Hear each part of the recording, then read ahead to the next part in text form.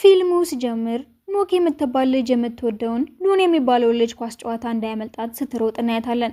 ስትደርስም ሉን እሷን እያየ ፈገግ ያለ ቢመስላትም እሱ ግን ሌላ ሴት እያየ እንደሆነ ስታይ ታዝንና ቀለበቷን እያየችው ቤተሰቦቹ እድለኛ እንደሆነች ለሱም ምርጥ ጥንድ ትሆናለች ብለው ቢያጫዋትም እሱ ግን መቼም ወዷት እንደማያውቅ ታስታውሳለች።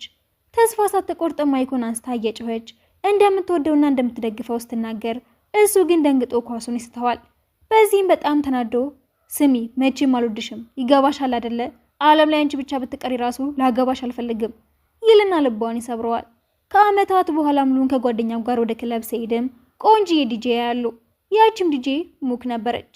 ሉ ሊያናግራት ሲሞክርም ትይዘውና ጋርዶቹን ትጠራለች። ለማምለጥ ብለውም ከጓደኛው ጋር ወደ ተለያየ መንገድ ቢሄዱም ማንነቱ ያልታወቀ ሰው ሉንን ሊገለው ይሞክራል።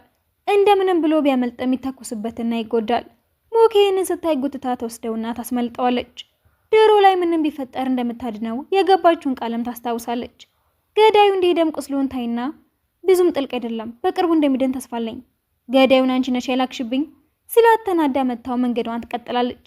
ጓደኛው መጥቶ ወደ ሆስፒታል ሲወስደውም ተደብቃ ስትከታተል ረዳቷ ያያትና አሁንም ይህን ልጅ ተወጂዋለሽ እንዴ? አይ እንደዛ አይደለም ብላ ወደ ቤቷ ትሄዳለች። አባቷም ስራዋን ትታ እንድትመጣ ቢነግራትም እሷ ግን ሳትስማማ ትቀራለች። በነጋታውም ከረዳቷ ጋር ልብስ ለመግዛዛት ተወጣና አባቷ እንደታመመ ሰምታ ሆስፒታል ስትሄድም እንዳባሰበት ይነግሯትና ሙሉ ቤተሰቡ ከባድ ሐዘን ውስጥ ይገባል። ወደ ቤት ስትመለስም አባቷ ብዙ ብር በብድር እንደወሰደም ትደርስበታለች። ሉን ወደ ቤቱ ሲመለስም አባቱ በጣም ሰነፍ እንደሆነ እየተናገረ መቆጣት ቢጀምርም ልክ እንደ ሁልጊዜው እናቱ ግን ትደግፍለታለች። በዚህም ደስ ያለው ወደ ክፍሉ ሊሄድ ሲል ሳይታሰብ ይወድቃል። ቤተሰቡም ተደናግጦ ወደ ሆስፒታል ይወስዱትና በሌላ በኩል የሙክ እህትም ስራ ለመቀጠር ወደ ጌም ካምፓኒ ስትሄድ የካምፓኒው ባለቤት የሆነው የሉን ጓደኛ ሩድም በሩ ሊገጫት እንደነበረ ሲያያት ያድናትና ስላልተጠነቀቀች ይቆጣታል። እሷም ወዲያው ማልቀስ ትጀምርና ሰዎች ይሰበሰባሉ። ረዳቱም የተፈጠረውን ሲያይ አለቃ ብታረጋጋት ነው የሚሻለው አለበለዚያ ስምህን የምታጠፋው ይለውና ከሮቦቶቹ መሃል አንዱን ሰጥቷት ዝም እንድትል ያረጋታል። ሉን ሳይነቃ በድጋሚም ገዳዩ ሄድና መድኃኒት ሊወጋው ሲል ይባንንና እራሱን ይከላከላል። ቤተሰቦቹ ሲመጡም አየህ ሙክ ላንተ ጥሩ ድል ስለምታመጣልህን የተረፍከው ምንድነው የምትሉት? ራሴን እኮ ነው ያዳንኩት ይልና ለሩድ ደውሎ ስለሷ እንዲያጣራለት ይጠይቀዋል። ቀጥታ ስርጭት እያረገች እንደሆነ ሲሰማም ገብቶ ማይሆኑ መልእክቶችን ማስቀመጥ ይጀምራል። እሷም ስሙን ጽፋ መጥፎ መልእክቶችን እየላከ መሆኑን ለሁሉም ስትናገር ስላዋረደችው ይናደድና ከሩድ ጋር ሆኖ የምትሰራበት ክለብ ይሄዳል። ማውራት አለብን እየቀለድኩ አይደለም ሲላት ለብሱ ላይ ብርሃን ታይና ሊታኮስበት እንደሆነ ትጠረጥራለች። የጥይቱን ድምፅ እንደሰማች ይዛው ትወድቅና እጇን ተጎድታ ታድነዋለች። ሩድም ተኳሹን በያዩም ሳይደርስበት በፊት ያመልጠዋል። ሉን ደሟን በቲሸርቱ ሊጠርግላት ቢሞክርም እሷ ግን ጥላው ትሄዳለች።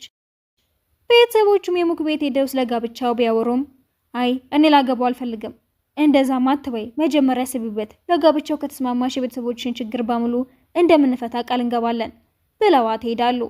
እናቷን በድንገት ራሷን ስታ ትወድቃለች። ሙክም በሁኔታው በጣም ብታዝንም ወደ ስራዋ ትመለሳለች። ሉን እንዳያትም እየጎተተ ይወስዳትና ለብር ብለሽ ምንም እንደምታረግ ያውቃለሁ ቆይ ተከተልሽ ነው እንዴ?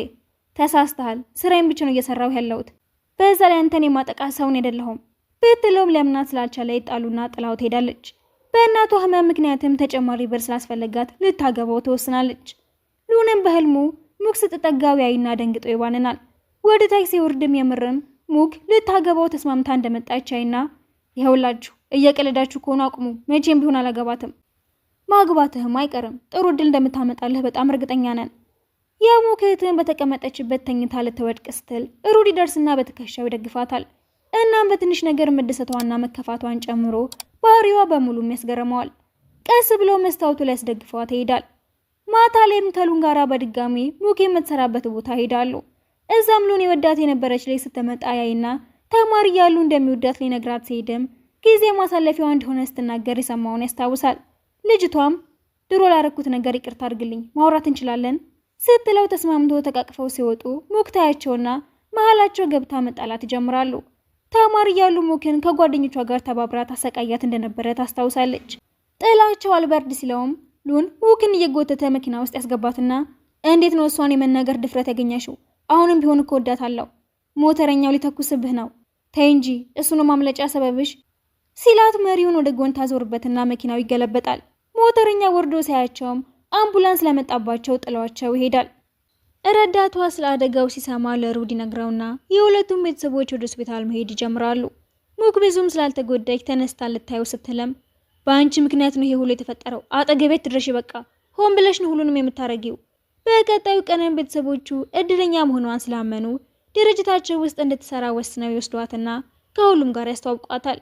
የሉነት ግን ከጋብቻው በፊት እነሱ ጋር መግባቷ ደስ እንዳላላት ለአባቷ ብትነግረውም እሱ ግን የፈለገውን ነገር በሙሉ ስለምታደርግ እንዳትጨነቅ ይነግራታል። ሙክ ሉን ጋር ደውላ ድርጅቱ ውስጥ መስራት እንደጀመረች ስትነግረው ተናዶ ወደ ድርጅቱ ሄድና መጣላት ይጀምራሉ። ቤተሰቦቹ ግን ድርጅቱ ውስጥ ሲመጣ ለመጀመሪያው ጊዜ ስለነበረ በድጋሚ ሙክ እድለኛ እንደሆነች ማሰብ ይጀምራሉ። አባትየውም የሰርግ ቀናቸውን ቢቆርጥላቸውም ሉን ግን በድጋሚ ስንቴ ነው እንደማለገባት መናገር ያለብኝ? ቆይ እንደዛ ከሆነ ጥሩ፣ ሙሉ ንብረቱን በሙክ ስም ነው የማረጋው። እሱ ሲስማማሃል? እሺ በቃ ገባታለሁ፣ ግን ለ1 ዓመት ብቻ ነው ሲላቸው አባትየው ቀስ በቀስ ይዋደዳሉ ብሎ ደስ ቢለውም እህቱ ግን ትናደዳለች። የሙክ እህትም ሩድ ጋር ለመስራት ፈተናውን አልፋ ትቀጠርና ደስ ይላታል። ሙክ የሙሽራ ቀሚሱን ለመለካት ስትሄደም ሉን ሳይወድ በግዱ ይከተላታል። የለበሰችው ልታሳየው ስትሞክር ስልኩን እያየ ዝም ስላላትም ምን ነው ይህን ያህል አላማረብኝም እንዴ? ቀና ብለህ እንኳን የማታየኝ ብለው ስትሄድ ያያትና እንዳማረባት ሳይደንግጦ ማሳል ስለጀመረ ውሃ ትሰጠዋለች። ሱፉን ሲለካም ከረባቱን ማድረግ ስላቃተው ልትረዳው ትሄዳለች። መጀመሪያ ላይ እንደማይፈልግ ቢናገርም ድርቅ ብላ ስታደርግለት ግን ይቀራረባሉ። ሩድም ወዲያው ደርስና ያለያያቸዋል። ሙክ እንደሄደችም የሚወዳት ልጅ ልታገኘው እንደምትፈልግ ሲነገረው ተደብቃ ትሰማቸዋለች። ልጅቷ እንዳገኛትም ሙክ ላለማግባት የቻልኩትን እያረኩ ነው፣ ምንም አድርገህ ቢሆን ሰርጉን አስቁመው፣ አለበለዚያ ግን ራሴን ነው የምጎዳው ትለውና እህቱን ብትሆን ሙክ እንዳታገባው ለማድረግ ቼክ ብትፈርምላትም ፊቷ ላይ ቀዳስ ስትጥለው ግን ትናደዳለች። ለሰርጋቸው ተዘጋጅተው እንደጨረሱም የሚወዳት ልጅ ትደውልለትና እንዳመማ ስትነግረው እየተቻኮለ ይወጣል። ሙክም ስለቆየ እንደማይመጣ ብታስብም እሱ ግን ይደርሳል። ቀለበቱን እያደረገላትም ህይወትሽን ገሃነም እንደማረገው ቃል ገባልሻለሁ ቢላትም ቤተሰቦቹ ግን በጣም ደስ ይላቸዋል። ፎቶ እንዲነሱ ሲነገራቸውም ይተጣሉ። ለረጅም ሰዓት ይፈጃሉ። ወደ ቤት ተመልሰው በአበባ የሸበረቀ ክፍላቸው ውስጥ አስገብተዋቸው ሲወጡ ግን አልጋው ላይ ማንተኛ በሚለው መጣላት ይጀምራሉ። ሙክ እንደማትነሳለት ነግራው ስትተኛም በብርድ ልብሱ ጠቅልሎ ገፍትሮ መሬት ላይ ይጥላትና ለራሱ በሰላም ይተኛል። ጠዋ ስትነቃ ግን ራሷን መሬት ላይ ስላገኘችው ተናዳ ፊቱ ላይ የድመት ስዕል ትስልበታለች። ሻወር ቤት ሲገባም ፊቱ ላይ ባለው ነገር ይደነግጥና እየደጋገመ ለማስለቀቅ መታጠብ ይጀምራል። ከብዙ ሙከራ በኋላ ተሳክቶለት ሲወጣም ትራሱ ስር የሆነ ነገር ስትደብቅ ያያት ስለመሰለው በድጋሚ ይጣላሉ። ምንም ማግኘት ሳይችል ሲቀርም ተስፋ ቆርጦ ቁርስ ለመብላት ይወጣል። አባትየው አብሯት መስሪያ ቤት መሄድ እንዳለበት ሲያወራ ይሰማውና ተደብቆ ሊያመልጥ ሲሞክር ስልክና ዋሌቱን ወስዳበት እነዚህን የምትፈልጋቸው ከሆነ አብረን መሄድ ይኖርብናል ብላ አስገድዳ ትወስደዋለች። ሲደርስም የሚወዳት ልጅ ያገኛታል። እሷም እኔም ካሁን በኋላ እዚህ ነው የምሰራው ትላቸውና እህቱን ስራውን እንድታገኝ ስለረዳቻት ታመሰግናታለች። መታጠቢያ ቤት ስትሄድም ከሙክ ጋር ይገናኙና መጣላታቸውን ይጀምራሉ። ሩድም የሙክን እህት የምትሰራውን ስራ ይደንቅላታል። እሷም እየወደደችው ትመጣለች። ሉን ዋሌትና ስልኩን ለመቀበል ሙክ ጋር ሲሄድም ከባልደረባዋ ጋር ተቀራርበው ስላያቸው በጣም ይቀናል። ወደ ውስጥ ገብቶም እቃዎች መልሽልኝ እና ደግሞ ቶሎ ብለሽ ወደ ቤትሽ ተመለሺ፣ እቃህን ውሰድ፣ ወደ ቤት ግን ቶሎ አልመጣም እንዳለችው ማታ ላይ ዲጄ ሆና ወደ ምትሰራበት ቦታ ስትሄድ እየተከተላት እንደሆነ ታይና እጁን ጠምዝዛው ለምንድን የምትከተለኝ ስትለው ከሆስፒታል ይደወልላትና እናቷ እንደታመመች ይነግራታል። እየተቻኮለች ስትደርስ እህቷ ከሩድ ጋር ትመጣለች። ወዲያው በጥፊያ ጭሏትም ለምን እናታቸውን ብቻዋን እንደተወቻት ጠይቃትና ተጣልታ እህቷ እያለቀሰች ትወጣለች። ሳታየው መኪና ሊገጫት ሲልም ሩድ ደርሶ ያድናትና እጁን ይጎዳል። እህትሽ ያለችሽን መስማት አለብሽ፣ ሁሌም ስላንቺ ጥሩ ነው የምታስበው ሲላት እሷም ትረዳታለች። ሙክም እህቷን በዛ መልኩ በማናገሯ ስትጸጸት ትደርስና ይቅርታ ተጠያቂው ተቃቀፋሉ። እናትየው ደህና ከሆነች በኋላም ሙክ ወደ ነሉን ቤት ትመለሳለች። እሱም ከሩድ ጋራ ሆኖ ያደጋውን ቪዲዮ ካዩ በኋላ ገዳዩ ግራኝ እንደሆነ ያረጋግጣሉ። በነጋታው ሙክ ሩድን ስታገኘው ሉን እኔን ለማምለጥ ብሎ አንተ ቤት እየኖረ ነው፣ እንድመጣ ትፈቅድልኛለህ? ሩድም ይወዳት ስለነበረ በፈለግሽው ሰዓት መምጣት መብትሽ ነው ይላትና ሉን ሲያወሩ ስላያቸው በጣም ይቀናና ሩድን አባሮት ስልክና ዋሌቱን ይሰጣታል። ያው መውሰድ ስለማይቀር ቀድሜ ልስጥሽ ብዬ ነው ብሏት ሲሄድ በሁኔታው ግራ ይገባታል። ወደ ቢሮዋ ስትሄድም የሉን እህት ባሏ በማይሆን መልኩ ሊነካት ስላሞከረ ግራ ይገባታል። እህትየውም የሚሰራውን ስላየችው ትጠራውና ወደ ቢሮ ትወስደዋለች። እሱም ሰበብ ለመስጠት ሲሞክር ሚስትህ እኮ ነኝ፣ ምን አይነት ሰው እንደሆንክ በደንብ ነው የማውቀው፣ ስርዓትን ብትይዝ ይሻልሃል ብላ ወደ ቢሮ ገብቶ እቃዎቹን ይበትነውና ብቻ ይሄ ድርጅት እጄ ይግባ፣ የዛኔ ሁላችሁንም ልክ ነው የማስገባችሁ ብሎ ይዝትባቸዋል። ምሳ ሰዓት ላይም ሉን ከሚወዳት ልጅ ጋር ሬስቶራንት ሲሄድ ሙክም ከሌላ ሰው ጋር እዛው እንደሆነች ያስተውላል። አንድ ላይ ተቀምጠውም ልጅቷ ሙክን ለማስቀናት ስትሞክር ወደ መታጠቢያ ቤት የምትሄድ አስመስላ ሉን ላይ ተወድቅበትና እየዞረባት እንደሆነ ስትነግረው ደንግጦ አቅፎ ይዟት ይወጣል። ስትስቅ ሲያት ግን ተንኮሏ ስለገባው ይቆጣታል። ሩድ ቤት ሄዶም ሙክ እቃውን ይዛ እንደመጣይ ሲያይ ደውሎለት ለምንድነው ሙክ ቤት እንድትመጣ የፈቀድክላት? የራሴ ቤት እኮ ነው፣ ማድረግ የሚፈልገውን ነገር አንተን አልጠይቅህም ይለውና እሷም እንደገባች ሻንጤን ወደ አንዱ ክፍል ውሰድልኝ እስኪ ብትለው ማውጥቶ ስለጣለው ትናደድበትና ትነቅሰዋለች። በቀላሉ የሚሄድ መስሎ ከሆነ ተሳስተሃል። እሱም ጠባሳውን በመስታወት እያየ ንዴቱ የባሰ ይጨምራል። የሚወዳት ልጅም ደውላ አሁንም እንደሚወዳት ብትጠይቀውም ሙክ ወደ ክፍሉ ስለገባች መልስ አይሰጣት ይቀራል። እሷም ያው ጥንዶች ስለሆነን አንድ ክፍል የምንተኛው አይደለ ብላ አልጋው ላይ ብትወጣም እንደለመደው ገፍትሮ የጥላትና ያናደዳታል። ሙክ ያዘዘችው ምግብ ሲመጣም እንዲበላ ብትጠይቀውም እንደማይፈልግ ይነግራታል። ትንሽ ቆይቶም የሚወዳት ልጅ ለሙክ ተማሪዎች እያሉ እሷን ትቶ ልጅቷ እንደሚወዳት የተናገረበትን ሬስቶራንት ፎቶውን ትልክላትና በድጋሜ እንደምትቀማት ትዝታለች። ሉን ወደ ዋና ሊገባ ሲልም ተመሳሳይን ፎቶ ትልክለትና ስትደውልለትም ሙክ ትቀማውና ከባሌ ብትርቂ የሚሻል አይመስልሽም ስትላት ስልኩን ይቀማትና መታገል ጀምራሉ። ሙክም ተንሸራታ መዋኛ ገንዳ ውስጥ ትገባለች።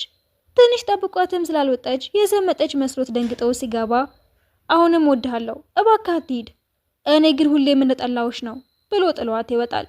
ሩድ ሲደርስም እንድትወጣ ይረዳትና ፎጣውን ሰጥቷት ወደ ውስጥ ሄደሽ ልብስሽን ቀይሪ፣ ጠዋት ላይ ሙሉን ሻወር እየወሰደ ስትመጣበት እዚህ የመጣሽው እንደወድሽ ለማድረግ እንደሆነ አውቃለሁ፣ ግን መቼም አይሳካልሽም ይላትና ወደ ቢሮ ሄዳሉ።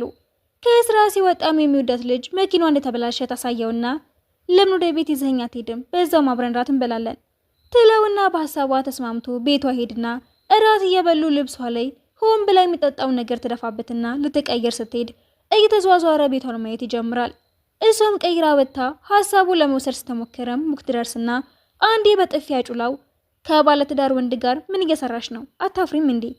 ብላ ይዛው ተወጣና ቤት እንደደረሱ ሩድ ጋር ልትሄድ ስትልም መንገዱን በሙሉ እያሞገሰችው እንደነበረ አስታውሶ ስለቀና እንዳትሄድ ሲከለክላት ስላልሰማችሁ ያቅፋታል። ምንም ቢያደርግን ሳይሳካለት ስለቀረ ሸሚዝ ይወስድላትና እሺ ይሄንን ልበሺ አልፈልግም ብላ ታወልቀዋለች። ሩድ ሲያለብሳት ግን ተስማምታ መልበሷን ሳይ የበለጠ ይቃጥላል። ወደ ክፍሉ አኩርፎ ቢሄድም ስላላስቻለው ተመልሶ ሲመጣ እሱን ረስተውት ጌማቸውን የተጫወቱ ሲያይ መሃላቸው ይገባና እሱ መጫወት ይጀምራል። ሆኖም ግን በተደጋጋሚ እያሸነፈችው ታናድደዋለች። ወደ ስራ ሲመለሱ ሉንና ሙክ የሆነ ድርጅት ለመጎብኘት ይላካሉ። እሷም ተስማምታ አብሯት በመሄዱ እየገረማት የሆነ ካርቶን ሊወድቅበት ሲል ታድናውና እራሷ ትጎዳለች። እሱም አዝሮ ወደ ሆስፒታል ይወስዳታል። ከቀናት በኋላም ቤተሰቦቹ ለሃኒሙን ወደ ሌላ ሀገር ይልኳቸዋል። እሷም ለቤተሰቦቹ የሚሆን ፎቶ በግድ ታስነሳዋለች። ቤተሰቦቹን ፎቶውን ሲያዩት በጣም ደስ ይላቸዋል። ሉንም የሚወዳት ልጅ ደጋግማ ስትደውልለት ሙክ ስልኩን ታነሳውና በድጋሚ ይጣላሉ። ማታ ላይም እንደለመደባቸው ከሉን ጋራ በአልጋ መጣላት ጀምሩና ሙክ በሰላም ተኝታ ብታድርም ሉን ግን እንቅልፍ አልወስድ ይለዋል። ጠዋት ላይ ሩድ ስፖርት እየሰራ እህቷ ስትመጣበት የልብ ምቱ ይጨምርና ግራ በሚያጋባ ሁኔታ ያናግራታል። ብዙም ሳይቆይ ግን ሙክ አባቷ እንደሞተ ይነግራትና ወደ ሀገሯ ትመልሳለች። ከእናቷ ጋር እንደተገናኙም ስታለቅስ ሲያት ማዘን ይጀምራል። ወደ ቤት ተመልሶም ስለናፈቀችው ለቤተሰቦቹ ይደውልና እናቱም ከጎኗ እንዲሆን ስለመከረችው ቤቷ ሄዶ ሰራተኛዋን ይጠይቃታል። እሷም እራሱ እንዲያያት ታረገዋለች። እሱም ሲንከባከባት ይቆይና ምግብ እያበላት እህቷ መታ ዛሬ ከቴ ጋር ነው ማደር የሚፈልገው ስላለችው መሬት ላይ ለመተኛት ይገደዳል። በቀጣዩ ቀንም ቀብሩን ከጨረሱ በኋላ የሙክ ረዳት ስለኑን እህትና ባሏ ነግሯት እንድትጠነቀቅ ያሳውቃታል። ኑንም ድርጅት ውስጥ የተሳሳተ ነገር እንዳለ ጠርጥሮ ከሩድ ጋራ በመሆን ወረቀቶቹን ማጣራት ይጀምራል። ሙክም እህቷንና ረዳቷን ይዛ ሩድ ጋራ ምሳ ለመብላት ስትሄደም ሉን እንደማይቀላቀላቸው ይነግራታል። ተናዳበት እንዲወጣ ልትነግረው ብትሞክርም የባሰ ይጣላሉ። የሩድ ረዳትም የሉን አባት ድርጅቱን በሱ ስም እንደሚያደርገው የሰማውን ሲናገር ሩድም ሙክን እንደሚወዳት ይናገራል። በዚህ የተናደደው ሉንም የሚወዳት ልጅ ጋር ለመሄድ ይወስናል። ሙክ ልታስቆመው ስትከተለው እህቷን ብትሆን ሩድ እሷን ሳይሆን ሙክን እንደሚወዳት በማውቋ ተናዳ መዋኛ ውስጥ ትገፈትረውና በእህቴና በባሏ መሃል መግባትን አቁምሺ። በሌላ በኩል ሉን የሚወዳት ልጅና የእህቱ ባል ግንኙነት እንዳላቸው እናያለን። ሉን ልጅቷ በር ላይ መኪናውን አይቶ ለሰውየው ቢደውለትም ለስራ እንደወጣ ይነግረውና እውነቱ እንደሆነ ያስባል። መኪና ውስጥ ከመግባቱ በፊት ግን የሆነ ሰው ይመታውና ራሱን ስቶም ይወድቃል።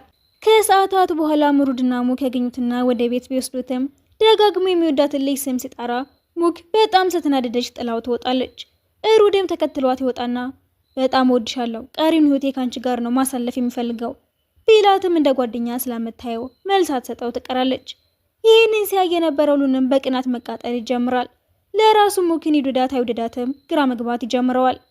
በቀጣዩ ቀን ሙክ ለኑን መድኃኒቱ ልትሰጠው ስትሞክር ደህና ነኝ፣ የአንቺ እንክብካቤ አያስፈልገኝም ብሎ ያስወጣታል።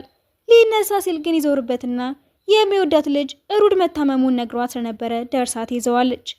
ሙክ መቀራረባቸውን ስታይ ግን አዝና ትወጣለች። አባቱ ጋር ሄዳም ሊገለው ስለሚፈልገው ሰው በግልጽ ትነግረዋለች።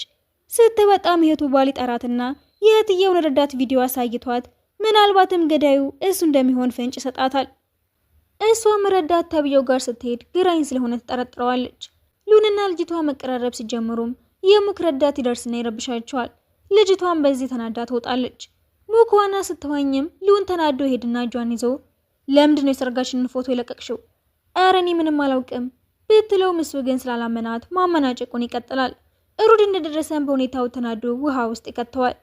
ቤተሰቦቹን ፎቶዎቹን ሳይው ደስ ብላቸውም እሱ ግን ድርጅቱን መረከብ እንደማይፈልግ ተናግሮ ይገላግላቸዋል። የሚወዳት ልጅና የእህቱ ባለም እሱን ለማጥፋት ማቀዳቸውን ይቀጥላሉ። ሩድን ፎቶዎቹን የለቀቀችው የሙክ እህት እንደሆነች ሲደርስበት ይቆጣትና ለሉን እውነቱ እንድትናገር ያረጋታል። ሉንም ልታስገድለው የምትፈልገው እህቱ እንደሆነች የጠረጠሩትን ሲነግሩት በጣም ይከፋዋል። ሙክም ከጎን ሆና ታጽናናዋለች። በቀጣዩ ቀን አንድ ላይ ቁርስ ሲበሉ ሩድን ሉን የት እንዳለ ስጠይቀው መስሪያ ቤት እንደሄደ ይነግራታል። ሉን እህቱን ለማናገር ቢሞክርም ጊዜ እንደሌላት ስለነገረችው ምንም ሳይል ይወጣል።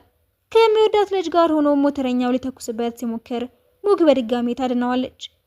ትንሽ ቆይቶም ከልጅቷ ጋር ወደ ሩድ ድርጅት ሲሄዱ እህቷ ደውላ ታሳውቃትና ልታናገረው ስትሄድም ልጅቷ ጉንጩን ስትስመው ታያትና ተስፋ ስለቆረጠች ልትፈታው ትወስናለች። ቤተሰቦቹም የራሱን ድርጅት ሊመሰረት እንደሆነ ሲሰሙ እናትየው ደስ ብላትም አባቱ ግን ይናደዳል። ሆኖም ግን የቤተሰቡን ድርጅት ለእህቱ መተው እንደሚፈልግ ይናገርና ሳይሰማቸው ይወጣል። ሙክም ወደ ቤቷ ወስዳ ዘፈን ትከፍትና ዘና እንዲል ታደርገዋለች። እህቷም መቀራረባቸውን ስታይ ፎቶ ታነሳቸዋለች።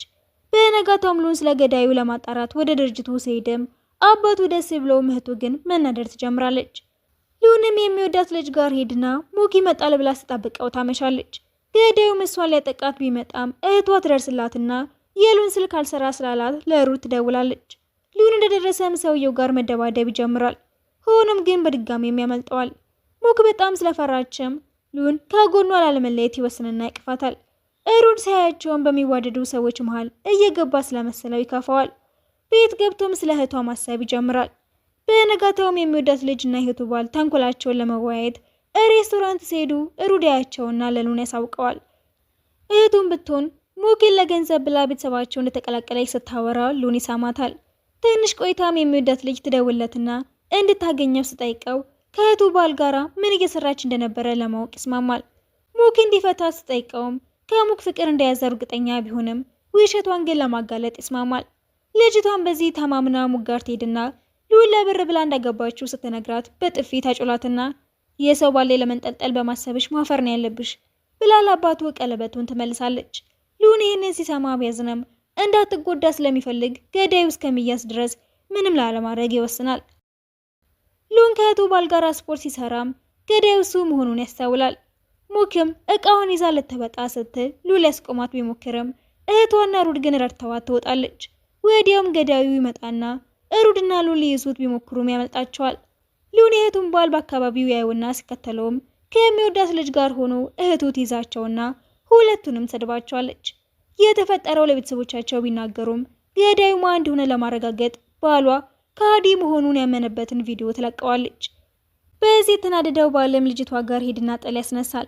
ይሁንም ልጅቷን እውነቱን ከነገረችው እንደሚረዳት ቢነግራትም ምንም ሳትናገር ትቀራለች።